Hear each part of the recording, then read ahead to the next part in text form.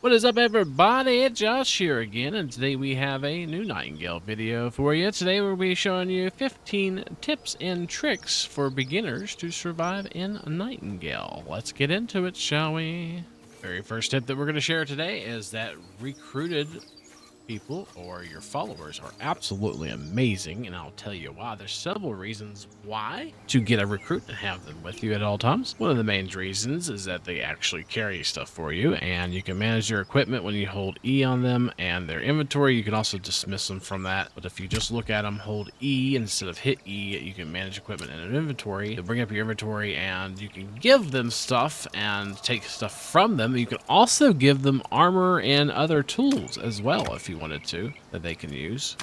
And you'll see, for example, we're going to give them a hatchet, and they're going to use this hatchet. They can also use pickaxes, whatever you give them, to do stuff and things. They also currently don't have a weight, it seems like. You can actually take everything from them like this, and then just put everything in their inventory. They will carry everything that you give them up to the inventory slots, which means that you can upgrade their armor and give them better armor than what they currently have as well. And then all you gotta do is place the item in their inventory that you want them to wear. For example, we're gonna give them our basic armor set, and we're gonna right click in the inventory and hit equip, and that's going to put them on the NPC for your follower. Here's a maul we're going to give them. We're going to right click and equip that, and now they're going to use a maul for us. They can also use other tools and weapons that you give them as well. We're going to give them the sling bow here and right click and equip that, and now they use a sling bow. So they can carry stuff, and they can also be equipped with better weapons and better gear, but they can also do many other things. Followers can actually fight you as well. And if you were to die, they can actually res you also. And not only can they battle, carry stuff, and res you, they're pretty much like another person, and you can revive them as well when they fall.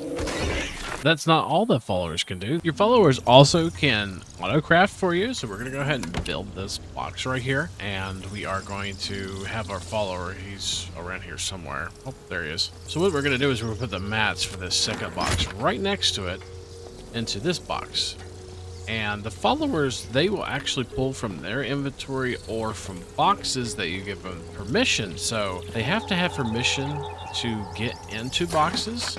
If you click on the survivors icon right there, what they will do is they'll take the mats and finish any unfinished structures that are around, kind of like so. They're going to pull the mats out of there, put them in your inventory, and then they're going to finish crafting the box, just like so. So if you want them to do crafting and building for you, you want to make sure you check this survivors. The survivors is the people that you find, or your followers. So to give them access to your box, you'll want to check on this. Now, with this noted, if you want your survivors to help you, but don't want them to pull from a box that has rare resources, like this one right here, it's got some shimmering ingots and stuff like that, you don't want them to use that. They will use those mats. If you click on this survivor icon right here, they will use that. So if you don't want them to pull from a certain box, or you have some rare materials, make sure you don't click on the survivors icon here, and they won't use those rare materials. They actually just won't use any box that they don't have the check mark on like that. So yes, they can craft for you, and they can pull from resources in the box when you have it checked. We got 2 little crop plots here they're going to craft for us. We just need 8 lumber for that. So we're going to throw that 8 lumber in there and hit the survivor button. And they're going to come down here and craft that. As you can see, they're chopping down this tree right here. We're going to go ahead and break that right there and see if they pick these resources up here. Yep, sure did. So they will pick up resources for you and farm, depending on what they have in their hand. They have a axe in their hand, so that means that they'll chop trees. And of course, if they have a pickaxe in their hand, and you equip a pickaxe for them, they'll go and farm stuff they could farm with a pickaxe. Kind of like so. They're going to sit there and farm some stone, it looks like. So that's pretty much followers. They can help quite a bit, so you definitely want to keep a follower with you, especially if you're solo. It's going to help you with rezzing whenever you die. They're going to help you with resource gathering. They can help you craft, and all kinds of things. The next thing I'll say is that some creatures are resistant to certain types of weapons or types of damage. As you see, a sling bow will do missile damage, and this two-handed weapon will do slashing damage and bludgeoning damage with a two-handed maul, for example, and piercing damage with a hunting knife. So there are different types of damages, and they do affect different creatures differently. Some may be resistant to it, some may not be. Now, it's going to be a while till I figure out all the resistances, but for example, some animals are quite resistant to slashing, some aren't. I know for a fact that bound are very weak against slashing damage, so hatchet works quite well unbound, it seems.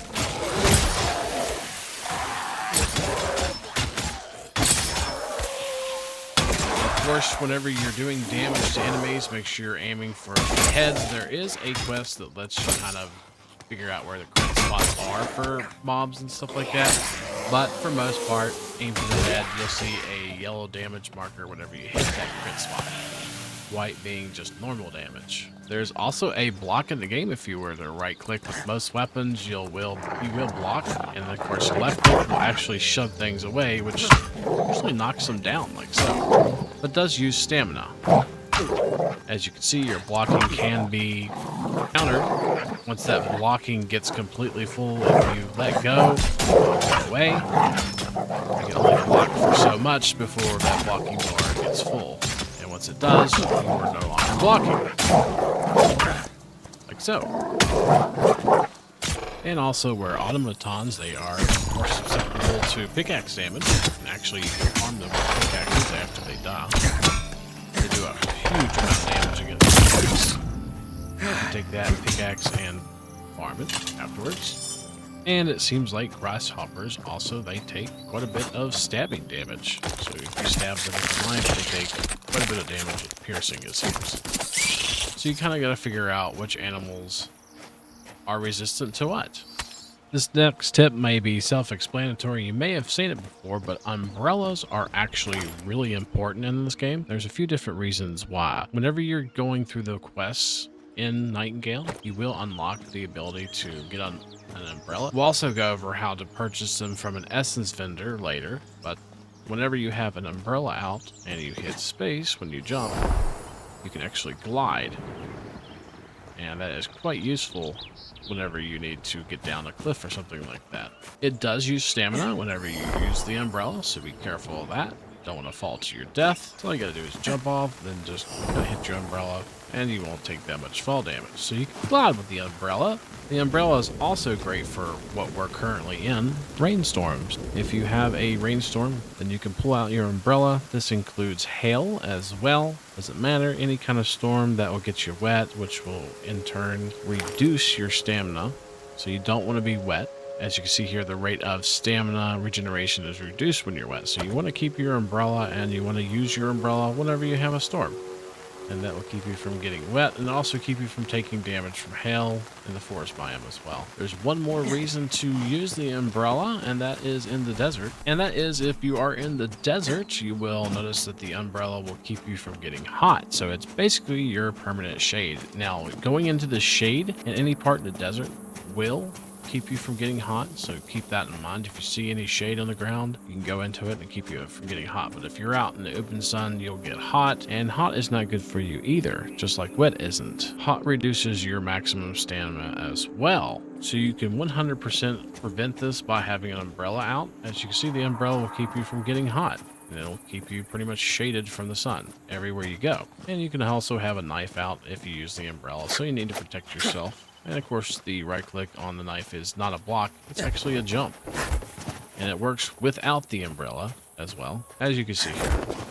So you don't have to have the umbrella to jump forward, but there is a jump forward with that. So absolutely, use the umbrella to keep you safe from the elements. The next thing we're going to show you is the default key X will bring up a building menu, and that you can copy things. If you hit Q, you can copy this box and make another one. Also, if you were to hit R, you can move things. And currently in the game, you can move them wherever you want. So hit R and move the box. You do not have to empty a box when you move it in this game, which is really, really nice for quality of life.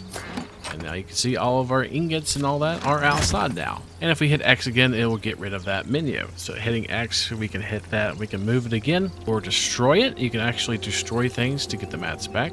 Full mats, kind of like so. Just hold V and that will destroy that, and you just pick up all the mats. And of course, like we said, you can just move them as well with R. So that is a really nice quality of life. And I guarantee you this will change, but you can currently move indefinitely, which means that you can move something as far as you want. So say, for example, if we wanted to go fill this box up with wood, we can just move it all the way over here to this forest over here. And we just plopped it down there on the ground, and we're going to sit here, hit escape, or we can hit X again to get out of that menu. And we're going to chop down some trees here. We're going to take those logs we just got, and we're going to throw them in the box here. So you can go and fill up this whole entire box, and then hit X, hit R to move it, and then move it back to base. And we're just going to place it down there, and oh look. So this will probably change where the game's in early access, so don't expect it to be in the game forever, and if you can't currently do it, I apologize, they probably already patched it. One thing that people really don't realize, and I know it took me a while to actually see this whenever I was going through and looking at all the inventory screens, there is a guidebook that you can click on, and there is a how to play section codex that tells you all kinds of different things, and a glossary that shows you all kinds of different materials in the game. There's also a challenges side, and this challenges side, the only reason why we're going to mention it is that there are challenges. So for example, recruit a survivor and scratch my back. These right here, I've left them unclaimed because you can claim essence dust and essences and potions and stuff like that from your challenges. So I didn't know about this until a little bit later into the game, but the fellowship, or say for example, if we wanted to claim that, once you recruit a survivor, we'll hit claim and we get the essence dust for that. So go down through there and check your challenges. So definitely make sure that you are checking off or claiming all of the essences that you can. We're gonna go down through here and claim a few of them. There's 750 essence dust just from doing different tasks. Down here at Princess Boundslayer, we can get some curative potions, which is pretty neat. Yeah, unlock your challenge stuff. You may have not known it was there. Next thing we're going to mention is essence traders. They are very valuable in this game, and you kind of need to know how to get to them and what they unlock.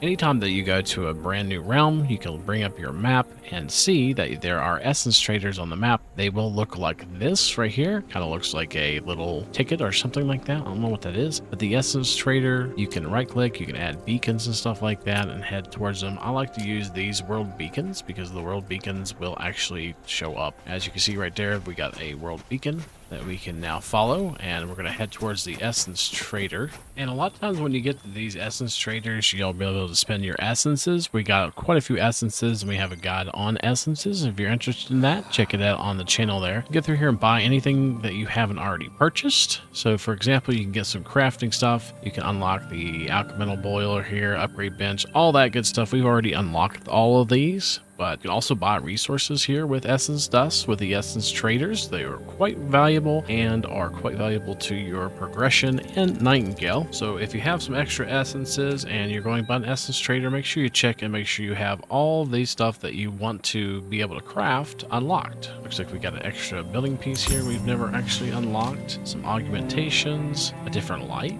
railway inspector's lamp. Very nice. So there's different recipes and different vendors, and you can always see the vendor on the map when you first come to any realm. That is an option. And sometimes when you release echoes at POIs or puzzles, you'll sometimes unlock building pieces too, or cars. There's an amphibious card right there for this POI. So definitely come to these POIs, do them. They will help you and assist you in unlocking things and getting new items, which is really neat. Next thing we're going to show you is about bedrolls and sleeping and what happens at night. So the bedroll is an item that you can craft. It only costs 6 fiber and 6 sticks to craft. And if you are tired, you can just place a bed wherever you need to, like this right here. We're just going to place a bed on the ground here. We keep this mats with us so we can just craft it in any point in time. And then you can just hit E to short rest, and you see that a bottom bar, or the blue bar, which is our rest, is completely full now. And then all we gotta do is hit X and then hit V to remove it, and we'll get the mats back from that. So we can place it down again next time we need it. Now when you go to rest, if it is more comfort, and you inspect it, you'll see that you'll have more comfort. The structure is pleasant and cozy. That means that you'll be able to get greater levels of comfort for more rejuvenating rest. So just keep that in mind. And also at night, the bound come out. So you definitely want to be sleeping at night if you don't want to deal with the bound. The next tip is going to be to stop individually picking up items, as that if you were to hold E, and then I'll loot everything in the vicinity, and you can have it all just go straight to your inventory. So you don't have to sit there and pick up stuff individually, one by one. See, we're pretty far away from those logs, and we're just going to hold E, and we picked them all up. So it's very, very, very nice to be able to pick up stuff and all the stuff that you need. This goes for looting bodies as well, not just resources. So we're going to go ahead and kill these pigs, and we're going to go ahead and skin them. And as you see, there's all kinds of loot on the ground from the pigs. We're just going to hold E, and it's going to pick up everything in the inventory and put it there. So really, really nice that you can pick up stuff fast. Just note that it actually only includes the things that you see glowing and nothing that's pickable like this right here. This is a pickup. We're going to hold E, and you see it doesn't pick up that. You have to still manually collect those. So just anything that's glowing around you, it will pick up. Do you have a backpack yet? If not, you probably should get one, or get one as soon as you can. The backpacks are absolutely amazing. We're going to show you why. Very first backpack can usually be made in the sewing bench, and you'll see it right here. It is called a simple pack, and the simple pack is made with just leather and plant fiber. It does add quite a bit of inventory weight to you. As you can see, this one right here has a maximum weight of 50 by normal, but it is upgraded to uncommon. You have a bunch of slots in the game, but you don't have a lot of weight that you can carry stuff, so you definitely want to grab you a backpack. They also seem like they increase your maximum health as well, and blocking efficiency, as well as some stealth on this one. Which leads into our next point, which is upgrading. You see, these are actually upgraded pieces of armor. Once you get your basic or simple upgrade bench, there are 3 different types in the game, but can go ahead and upgrade items in the game. The tutorial kind of shows you how to do this, but also, did you know that if you upgraded your backpack, it will give you more weight carry? We're going to go ahead and hit F here to autofill, just kind of put some mats in there and craft us a backpack. We're in turn then going to go ahead and take it to the upgrade bench and upgrade that backpack. As you can see here, it is just a basic white backpack, gives you plus 50 weight, but if you were to upgrade it with T1 essences in the simple, you can see that it goes up to a whopping 90 instead of 50. So upgrading stuff increases not only the level of the gear, but it also increases the stats of the gear, which in this case is maximum weight. Also works for your weapons and tools as well. Upgrading tools is quite valuable. If you were to upgrade your pick, you see this pick right here, which is just a simple mining pick made out of sandstone. If we were to upgrade that with some T1 essence here, you notice it's going to go from 20, which is the gear score it was, to double, which is going to be 40. So what does that mean? That basically means that when you're going out in the world and looking for ores to mine or pickaxe, it's going to let you be able to get more rare resources in the game. Where you'd otherwise notice that there is a level requirement on some items that you come across, or some ores, that you have to have a certain level pick to actually get them. So the higher you upgrade your pick, or the better material your pick is made out of, the more materials you can get. Get better picks and upgrade them. So essences and upgrading your pickaxes and tools and weapons are quite valuable. And for now, it kind of seems like whatever item you have out does affect your gear score. If you look in the right-hand corner of the screen, you'll see that we're changing weapons, and they all have different gear scores, and it's affecting your gear score. So if you didn't reach that certain gear score, you can try to bring out a better weapon or item that might give you a better gear score as well. And it's very possible that might change in the future because it's early access.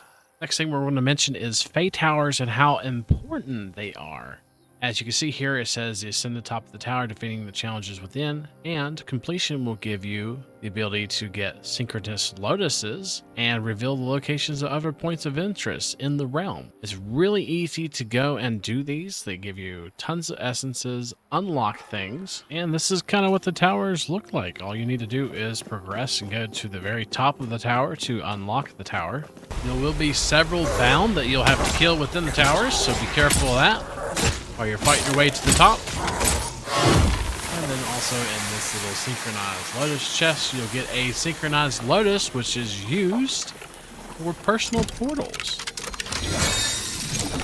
And now we unlocked every single POI on the map. So now we're going to have every single POI that we can go and visit in the realm. It's really nice to go to these Fae Towers, unlock all the POIs so you can go and see what all you can explore, and also you get these synchronized lotuses for your portals, which leads to our next tip, and that's that you can have portals at your base. So when you're doing the mission and you go through and go to your first Fae Tower, you can get portals unlocked, and you can make them with synchronized lotuses here at your base, and you can have multiple ones going to different locations. After you craft, you can go ahead and play your cards, and if you have already been to that realm, what it will show is that you can reopen the portal. When you see reopen portal, that means it's going to go to a realm that you've already opened before, and you'll go back to a previous realm unless you do one thing, and that is hit reset realm right here. That will reset the realm and keep it from being the realm that you've visited before. So if you already kind of farmed out a realm, you can reset the realm this way. You can also make it a public realm and change the difficulty. The difficulty kind of changes the difficulty up top here. You see this is 80, 50,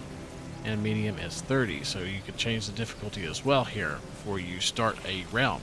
And of course you can just throw whatever card you got in there. When you go through the game and you unlock a little bit more, you can get this thing, and this is called a crude remote realmic transmuter. These are where you can play your minor cards, and you can play whatever minor cards you want right here at your base or wherever you built. We're in our ambience realm right now, but you can play minor realm cards whenever you have this at your base, and you don't have to even go to the realm's designated place to do so.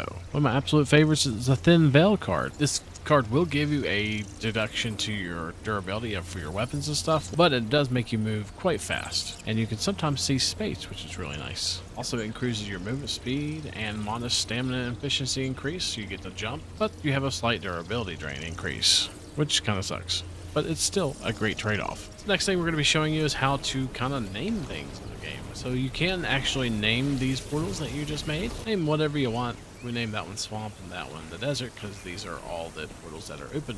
We can just reopen the portals. You can also name boxes. So you're going to come down to this box down here, and you're going to see a box, and you hold E, you'll be able to rename it. So you can rename your box. We're going to call this one just miscellaneous, I guess. You can name it whatever you want. So you can name boxes, and you can name portals at least, which is really nice. And all you have to do is just go up and hold E, hit rename, kind of like so. So we're going to show you what this is, and this is a magical barrier, and the magical barriers basically prevent you from going into them unless you have a certain gear score. The gear score it varies, it really does, and it doesn't look like there's a real way unless you're doing the mission or quest to see it, but that mentioned, you do have to have a higher gear score or equipment rating to get into these, or they won't let you pass, kind of like so. So if you're going through it like there and you're hearing that, that means you're not high enough of a gear score to get in. These happen at sites of power and all other different places. This right here is actually located at the Herbarium site of power, and we can't get in there until we get to level 40, I do believe. So if you can't go through one of these, come back later when you have a higher gear score. And if you made it this far, we're going to show you a bonus tip. Thank you so much for watching, by the way, and don't forget to subscribe if you enjoyed what you see. These are fairy rings. Fairy rings are where you actually respawn when you are to succumb to any damage or die, basically.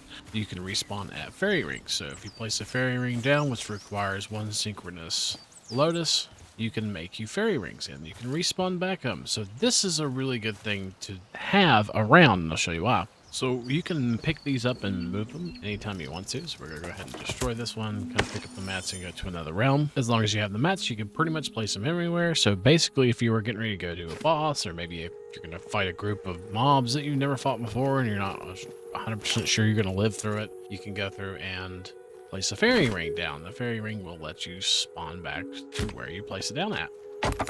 Just like so. So we're going to go die. And once you die, you will notice that you will respawn. Of course, you get the respawn debuff whenever you do so until you get your body. But we have respawned back at this fairy ring. And now we can just go back and get our body now. So it's really nice to have little fairy rings around in realms, certain places you want to respawn. And our final bonus tip is that you can put potions in your Q slot and then, of course, hit Q whenever you need to heal. And you can do that with water as well. So if you want to easily keybond, you can hit it to Q and it'll keybond it right next to your WSAD. So it's really easy to hit Q to heal. Also, if you're looking for some convenient keybinds, F5 will take you in and out of first person by default, and F4 will take off the UI, so you can take pictures and stuff like that. And that's it for this video. Don't forget, if you like what you see, to like, comment, subscribe, and all that good stuff. Subscribing will get you Nightingale videos just like this one, content videos, and streams whenever those come out. And hopefully, we'll see you next time. Peace.